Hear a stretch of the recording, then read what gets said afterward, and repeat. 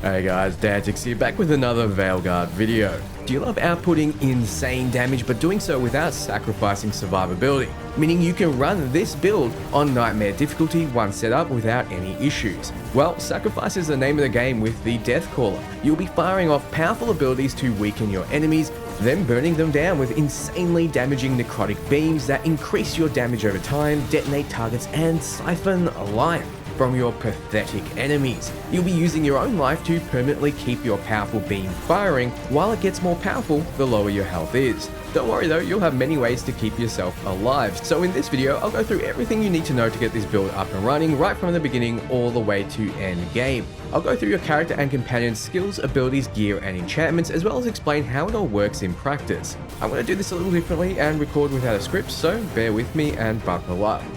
I'm Commander Shepard, and Dantix is my favorite channel on the Citadel. You're not getting a discount. What? So starting from the middle, we want to grab Mortal Concentration. It increases the range damage we do the longer we charge. We want to make our way down here.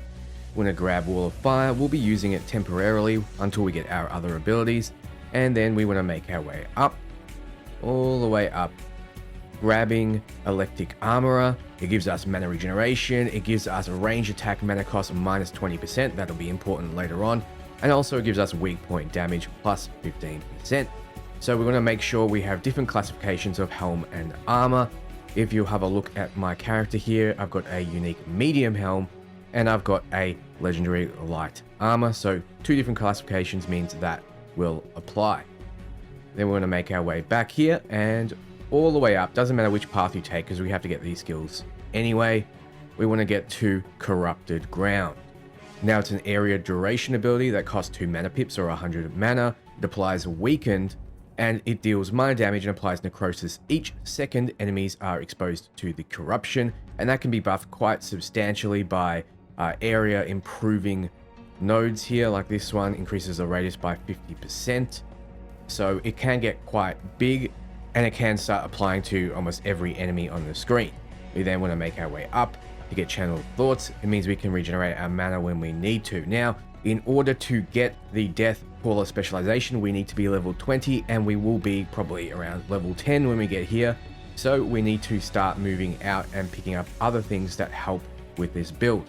So one way is to make our way over to Meteor. This is an area blast type ability that detonates Sundered.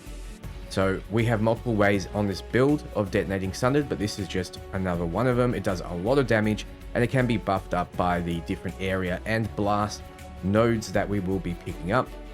So you can see here, Bombastic blast abilities now deal 25% more detonation damage. So that is one such way. We also have Deadly Providence. It upgrades duration abilities to grant precision. And if you'll notice, we have Corrupted Ground, which is duration, and we'll also be getting Spirit Bomb, which is duration as well.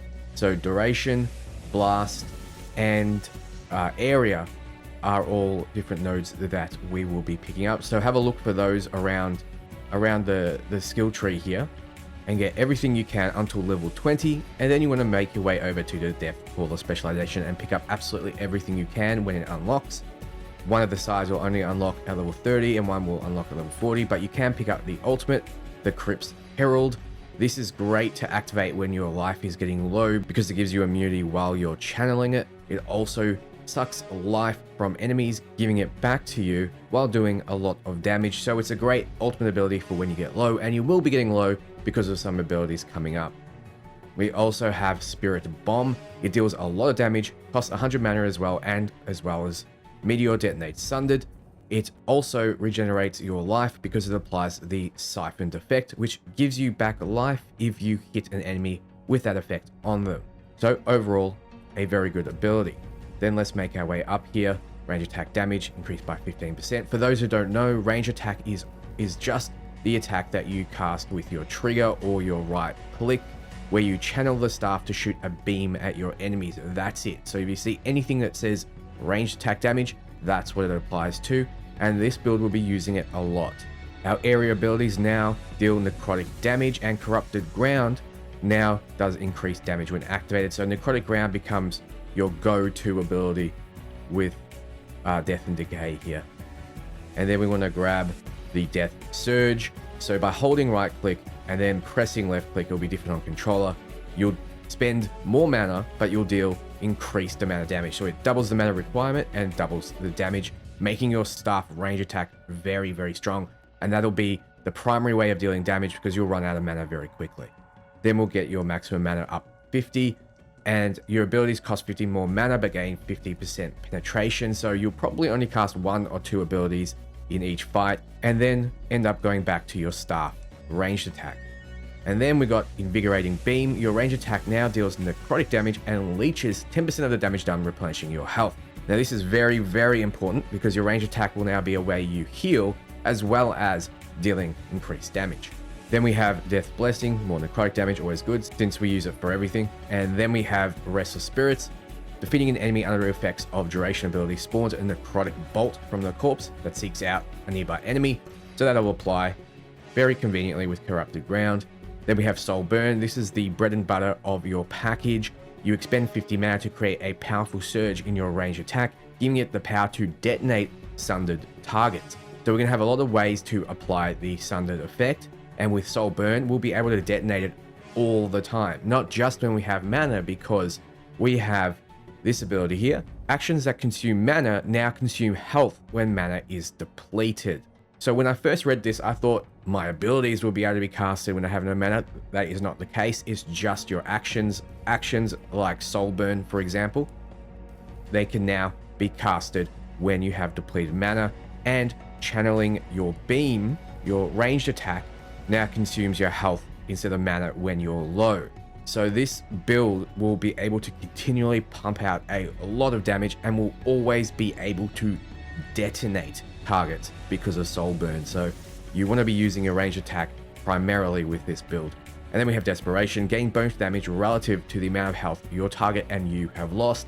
So you want to really be skirting the edge with this build. You want to get low. You want to start regenerating your health back with siphoned effects, with leech effects, and you want to be constantly putting out damage. Now, when it comes to your gear, you want to ignore your orb and your spellblade unless they give you things that apply passively, like damage to health and extra healing here.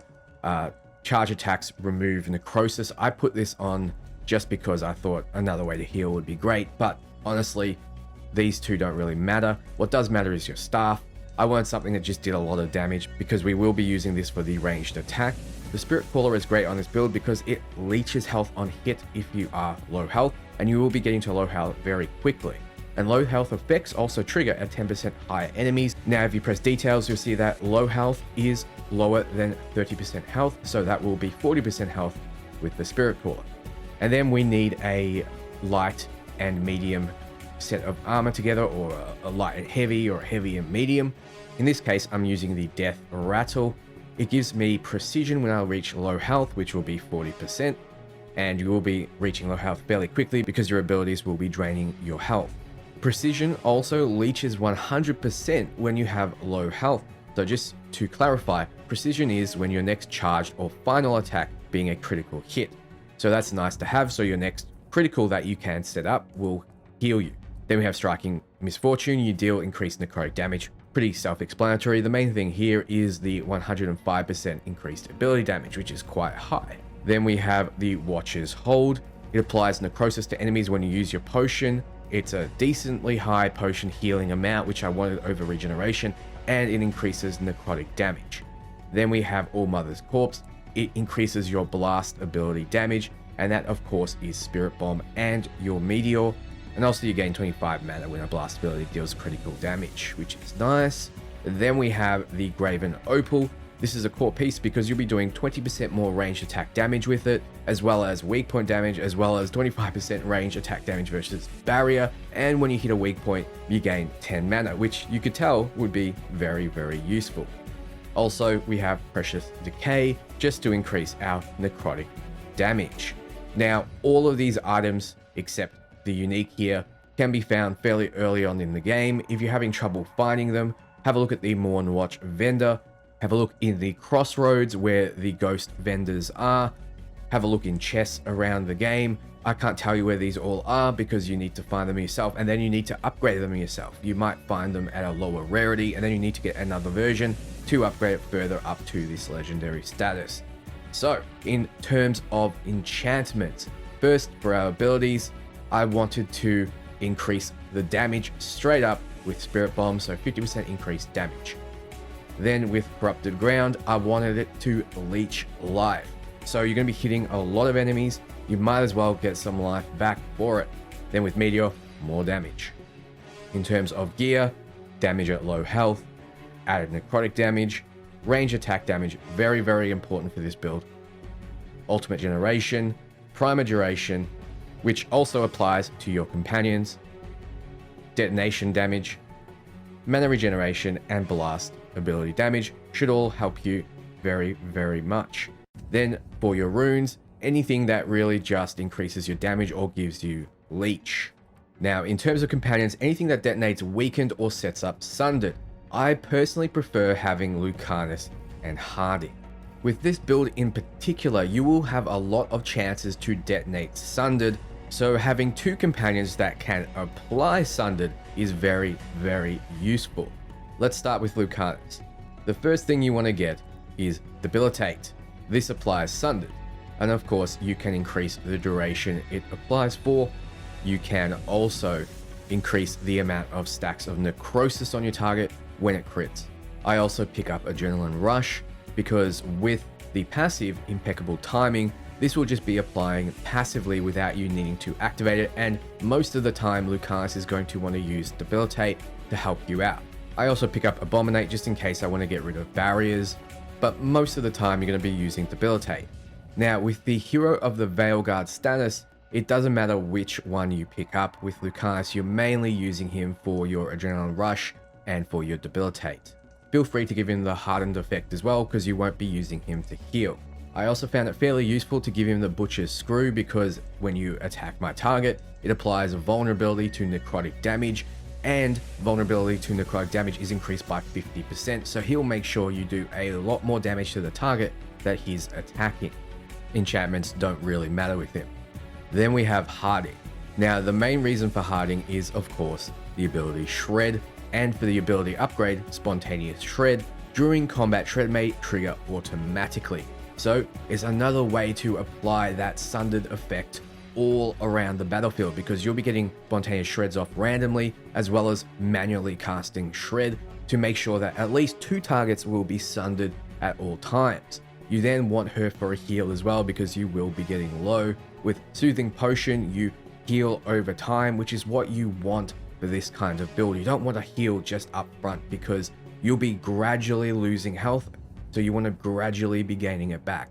I then opted for Seismic Shot, just for a way to disrupt enemies and stagger a little bit, but most of the time, just like Lucanis, you will be using your ability to apply Sundered. Now, her Hero of the Veilguard choice is fairly important. You want the Heart of the Titan passive, because Soothing Potion's cooldown will be reduced, but most of all, Harding's detonation damage is increased by 25%. There'll be a lot of detonations going on, but you and your other companion gain bonus 20% damage. That's damage with anything, and a 15% cooldown reduction. So you'll just be doing a flat 20% more damage when Harding is around, just for being around. And she's also got the Inquisition Spotter. All detonations are more likely to disrupt enemies. That includes yours, and this chance for disruption applies to all enemies near a detonation. The rest is up to you. Now, in terms of background, I've gone the Shadow Dragons, but you should choose something that you like the flavor of the most, because the passives they provide aren't really substantial. You're not going to notice them. So like I recommend with every build, just pick what you want flavor-wise. So how does this build work in practice? Well, you want to open the fight with one of your abilities, because soon you'll be using your ranged attack, and that'll keep you in a permanent state of low mana. So apply Sundered with one of your companions and detonate it, or if a lot of enemies are grouped up, use Corrupted Ground. You then want to do your thing, hold down your range attack and boost its damage output by pressing and holding light attack as well. Then, when you have the chance, apply more Sundered to targets. Lucanis can sunder one target, then Harding can sunder another. Then use your Soulburn ability to detonate them. Sometimes you can hit both in one blast. Whenever you see sundered targets from Harding's passive, Soulburn that target. When you're at low mana, you can keep firing your ranged attack and keep soul burning by using your health. but keep an eye on your health. When you get low, be sure to heal with a potion or harding, or simply start leeching. You can see that even on Nightmare difficulty, we can keep ourselves safe and get through the encounters relatively easily. Save your ultimates for emergencies or around big groups of enemies, as it's your ultimate oh shit button. So that's everything. What do you think of the build? Let me know below. For everything RPG and Dragon Age, you're in the right place. Ciao friends.